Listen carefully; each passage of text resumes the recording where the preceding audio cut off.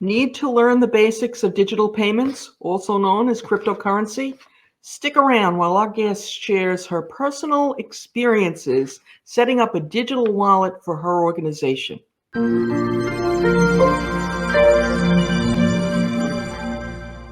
Welcome to the AP Now podcast, the podcast that covers trends, insights, and emerging issues impacting every accounts payable function.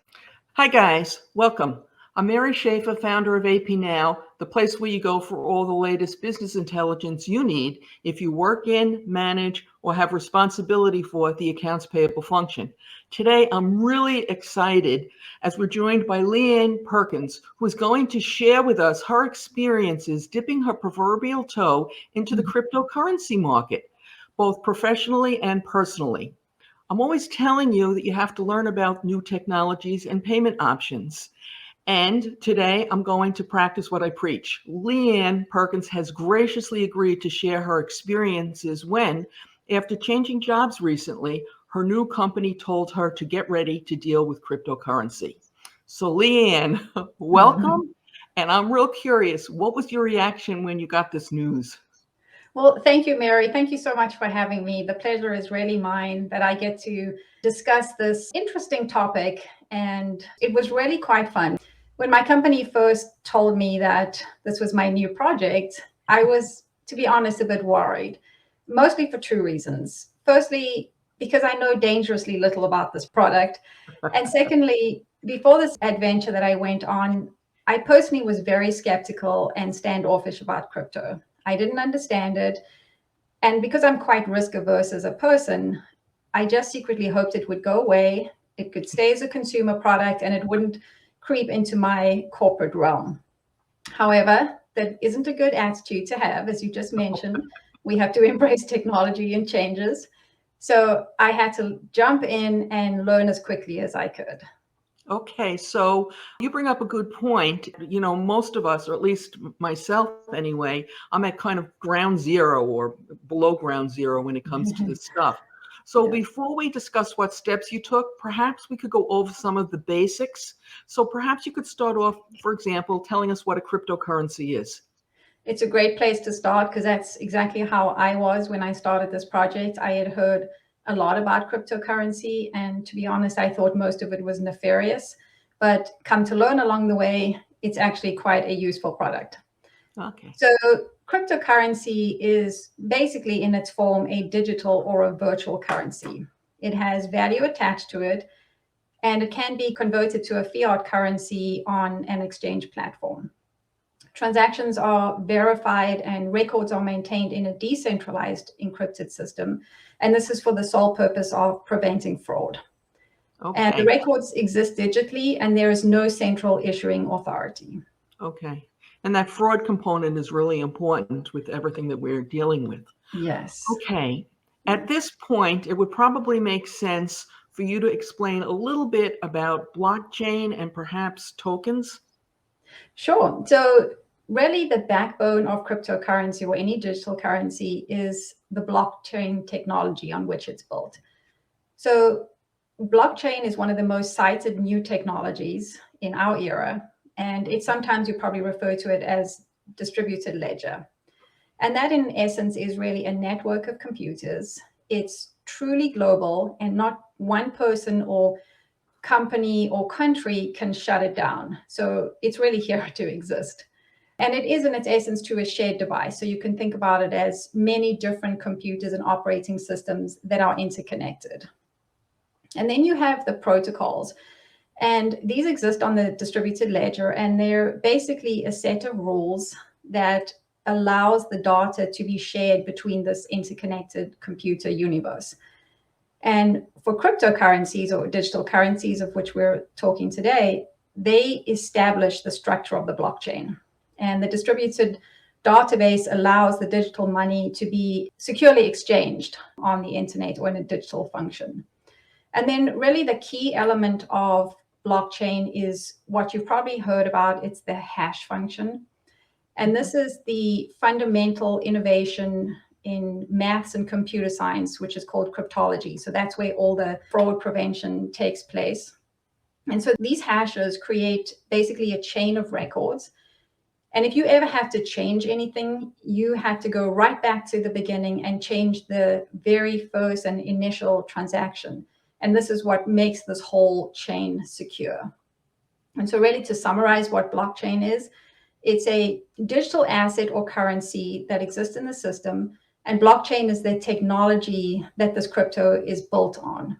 And so if you think about it, crypto is dependent on the blockchain technology, and without it, crypto would not be valuable because there'd be no secure way of transacting with it. So that's a lot, but that's the basic definition of what it is. And then you asked about tokens as well. And this was kind of a new field to me. I didn't realize that there were 3 types of tokens. So there are the decentralized applications. And the 3 tokens that you may have heard of and come across recently, the original one was the cryptocurrency. And so, as we mentioned before, that has the stored value and the exchange value so you can trade for goods and services. I learned too that there's about 6,000 tokens out there, but only a few of them are actually being used to exchange as digital currency. And so some of the ones you've probably heard of are Bitcoin, Ethereum, there's Stablecoin, there's Ripple, there's Dogecoin. So, there are just a few of the ones we've heard of. And also, just to mention that Stablecoin, I only found out about this recently too, is something that is backed one-to-one to existing currencies. So as it was described to me, a stablecoin is really a technological improvement over paper money that we know now. Okay. So that's the first type. And then the second type is a utility token. And that gives you digital access to something that a company would distribute, such as a gift card or some sort of value for that company. And then the tokenized security, which came about more recently, is a digital form of equity or investment fund or a bond. So it's basically the issuance of a token that's registered on the distributed ledger technology, and it's essentially a tradable financial asset that can represent an investment in another asset. So those are the three basic forms of decentralized applications. So my next question was, can you give us some examples of more common cryptocurrencies? But I think if I understood you correctly, and I possibly didn't, you mentioned Ethereum and Bitcoin. Yeah. Are those examples of tokens also? Yes, so the currency tokens.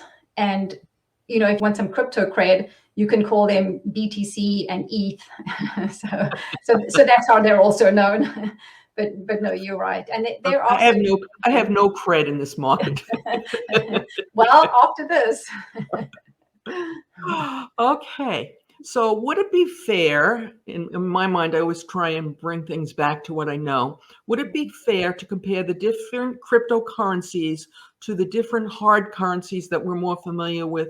For example, the US dollar, the pound sterling, the euro, and maybe the rand? Yeah, so that's an interesting question, because there's a couple of very fundamental similarities between cryptocurrencies and fiat currencies. And then there's also some distinct differences. So we'll start with the differences. These cryptocurrencies, by their very nature, are universal. Right. And as I mentioned at the beginning, they're not owned by any one centralized issuing authority. So it's really governed by this cryptography, which is the secure hash mathematical function behind it.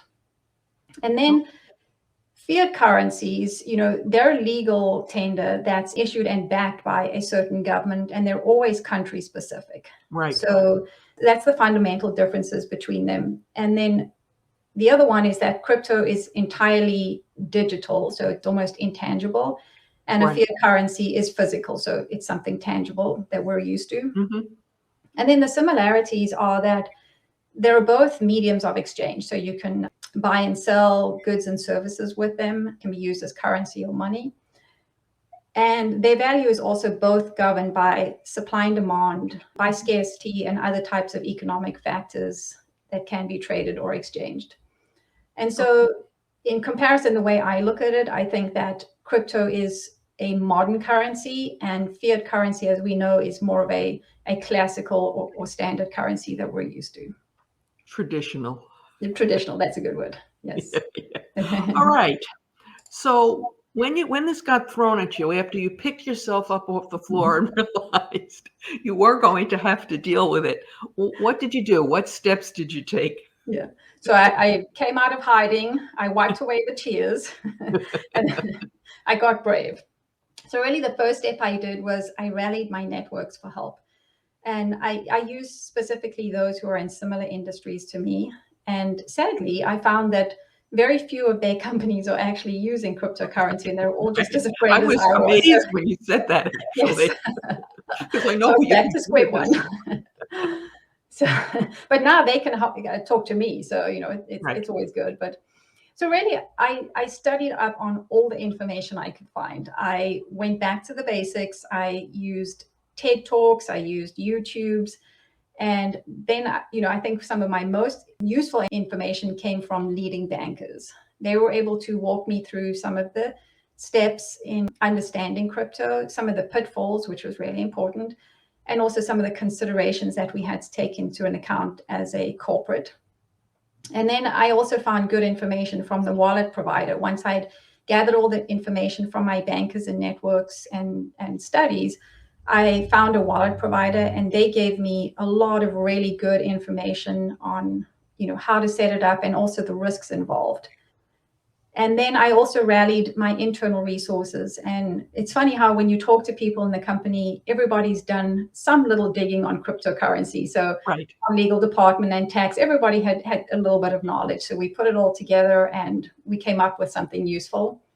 And then one of the things I did that I really found helped me and helped the departments I was trying to sell this project to was I created a very basic dictionary of terms. And I still sometimes refer to it because I sometimes forget, what all these things are about. But I just created a dictionary of common terms that I've encountered when setting up this program. And it made it sort of common ground for everybody, and we could all understand and, rally towards the same goal of making this project work. So you talked about the various internal resources, because like I would imagine, like many projects, it's not department specific. It's not like something Treasury can take and run with without taking into consideration how it's going to impact other departments. Can you just give us a rough idea of what departments were involved? Sure. So legal is always my go-to department whenever I do anything. So legal was first. Tax was a great consideration because of all the unknowns and gray areas that we have with cryptocurrency right now. And then accounting. So just because I don't work in accounting doesn't mean I can't have the answers that they need. So I brought them involved as well, and various other finance functions who have, some plug into this project. So it really was a, grounds up approach to making sure we're all involved. And then once we as a team had gotten a approval internally and decided where we were going, then we went to our CFO, who was then game with the project, and he's excited about it. So fortunately, we're on the right path. Yeah. So you mentioned the term digital wallet. Yeah. Is that equivalent to a bank account? Yes, it's a digital bank account that's named a wallet. Okay. And that's where you would either accept the cryptocurrency or you would use to make any purchases or exchanges. Okay. All right. Before we get to the rest of Leanne's insights, and I'm sure you can't wait to hear them, I'd like to invite you to subscribe to this channel. It's free, completely private, and you can unsubscribe at any time. By ringing that bell next to the subscribe button on YouTube, you'll be notified when we post new accounts payable content, which we do 2 or 3 times a week. And by the way, you don't need a YouTube account to subscribe. You can subscribe if you have a Gmail account. Okay, back to Leanne and what I think is a really interesting project. Can you identify any steps that might not be so obvious, but really should be done when you set up a transaction or set up to transact like this? What really helped me, I got some advice from one of our bankers, is to set up your own personal wallet. And that way you can start to figure out for yourself how this works, what are the risks involved, and you also have a really good vantage point on assessing the volatility of the currency. And it wasn't something I thought about because I didn't know even how to start doing that. But I set it up myself, and the KYC on me personally was not difficult in comparison to the corporate part. But I set it up, and it's just been such an eye-opener to understand basically the transaction flow. And it's definitely was not so obvious to me to do up front, but has paid itself in benefits multiple times. And it's just also a way for me to, look at the market and to see what different types of cryptocurrencies are coming on board. And, these wallets also give you some training through their app. So it's been a really good way to learn the process. And it also gave me some ideas too of the risks that we're taking as a corporate. It's, it's not so bad for me, but if, that amount of money for the company, I got to make sure I'm doing it right. Right. There's a lot more money at stake. Yes. I can't and I know cover myself, that. when I do something, until I actually do it myself, just Yes. reading about it, it helps, but it's not the same. Right. Yep. Put it into practice. Okay. So a next question I have, which went through my mind, we haven't spoken about, but maybe you could talk a little bit about the different currencies. I mean, we had talked prior, you said there are about 5,000 different cryptocurrencies. Yeah. So, the type of currency that's available to you depends on the exchange platform that you use. And not all wallets accept the same type of protocol. So I went with the more mainstream ones that we've heard about, such as Bitcoin, Ethereum, Stablecoin, because they're accepted on the larger exchanges. And one thing to note too is that some exchanges are only built for certain protocols. So you really have to know what you're getting into when you decide to accept a certain type of protocol. And what I learned in my journey as well is that if you go with a regulated wallet and exchange, they will also only accept the cryptocurrencies that have been vetted and are able to be visible on the blockchain. So that these transactions are not nefarious and you don't have to worry about them. So there's definitely advantages to using more well-known cryptocurrencies, especially in the corporate environment. So you could end up with several different wallets if you were really active in this market. You could, so theoretically you could. As a corporate, we decided to use one type of wallet which could accept multiple protocols that we feel comfortable with. So you could have different types of wallets, but for a company, it would be best to just go down the path of getting one wallet that you feel comfortable with and that you've done your own sort of background checking and due diligence on. Okay. Now, this might be my own ignorance. I've heard of a number of these different cryptocurrencies, very familiar with Bitcoin, Ethereum, but I've noticed you've mentioned several times Stablecoin, and that's not one that I was familiar with. Is that new and upcoming, or I just missed another thing? No, I think it's fairly new, actually, and it's basically backed one-to-one for an existing currency. So in the USD stablecoin, that's backed, one cryptocurrency per $1. So you always know what your exchange is, so it's not volatile. Okay. And I believe that there are some others that are related to G10 currencies. So it's just basically a way of transacting digital currency, but having the same USD fungibility, basically. So you bring up another point. The value of the cryptocurrencies fluctuates. Yes. So one Bitcoin or one Ethereum today might be worth more or less tomorrow. Right. That's correct? That's correct. And not only more or less tomorrow, but actually, within the hour. So one of the most interesting things I found out when I opened my own account is I look at the graph and it's basically by minute. And you see how the cryptocurrency changes in value during the day. And it can be very large swings at times, which is why a lot of corporates are concerned about cryptocurrency, because how do you value that on a daily basis? I mean, you would need an entire department to do that. Right. So with my project, we have decided not to hold the currency, but to convert it to fiat currency as soon as it's in our account. And maybe if we start to do more of these and it becomes more mainstream, we might have to look at a different approach. But the volatility is very serious to corporates. And it's great when you win, but that's probably less often than not. Right. Right. Okay. So we could see down the road some requirements to market, similar to the way you mark to market your futures, your Yes. commodities, gold, silver, etc. Should you Right. have?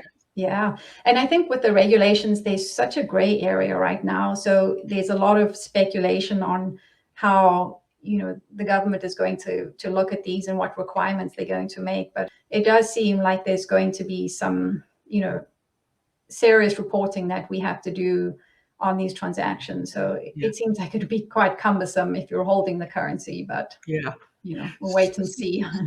So, and I'm just asking, this is really a guess. Do you think one day we'll see futures on cryptocurrencies? I do. I think we've already seen ETFs and we're seeing a lot of different products. And I think it's hard for countries to regulate this type of growth and change. And there's a whole new market out there. And I think we're seeing a lot of this in third world countries where, the residents and citizens don't trust their current government structure. That's why they transact in digital currency. So I think it's an open field. I think there's a lot of new developments to come, and I think we'll see it happen quickly too. Oh, okay. Oh, that's interesting. All right. So, So now for somebody who is concerned that they might find themselves in the same boat you did a little while ago, what's a reasonable amount of lead time to get an account up and running effectively and not rushing around and crossing your fingers and hoping against all hope that you covered all the bases? So very much like opening a bank account, the stress. But okay, so when I tried to open the account up front, I was told it was a 5 business day KYC process. As typical with any other bank account, it was a little over 5 weeks before the KYC was approved. And I think it depends on the type of company structure you have as well. So we're a privately held company, so we don't give out as much information as they would sometimes like.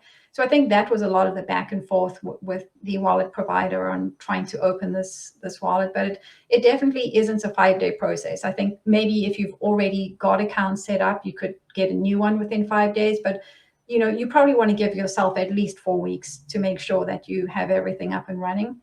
And then you also want to do a test transactions, because you want to make sure that, when you set this up and you go live, that the transactions actually happen and go to the correct account.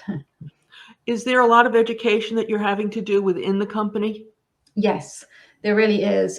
And for my particular project that we're doing, it's actually in a Singapore subsidiary. So that makes it a little bit more difficult. So just add the complexities there. But there's training for sure for the finance and accounting team. And then treasury, we're educating ourselves every day on this. And then I think as the transactions happen and we see how they settle, we're probably going to have to do more training internally and just using our networks and banks to help us make sure we're doing the right thing. We're also reaching out to our auditors to make sure that what we're doing is in line with what they expect. That's a very smart move. Instead of finding out when they come in for the year-end audit that you missed like one big step. Yes. We start crying in February. Right. Announce a statement in the management letter. Yes. And they know where to come for you. Right. So I could go on and on, Leanne. I'm going to do you a favor. I'm not going to, but I hope you'll come back and we'll talk a little bit about this in greater detail in the not too distant future. And congratulations. Thank you. This is exciting. Yeah. All right. Technology is making a huge impact on the way payments and accounts payable operate. In episode 123, I was joined by several leading thought leaders to discuss the future of technology in AP. On YouTube, a link will appear to the left. And as always, we greatly appreciate those thumbs ups, those comments, shares, and subscribes. And good luck on your digital journey.